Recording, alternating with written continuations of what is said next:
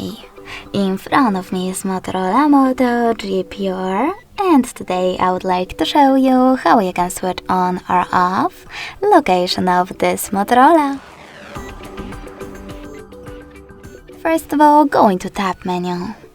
Now you need to look for location shortcut, and when you find it, click on it. If you can't find it over here, you need to tap on this pen icon at the bottom left corner.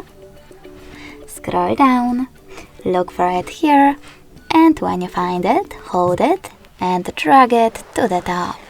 Then place it wherever you wish to. When you're finished, click on the back button and tap on your icon. As you can see, location of my device, after selecting Agree, is on. If you wish to switch it off, just click on the same one. Then select Close in the pop-up.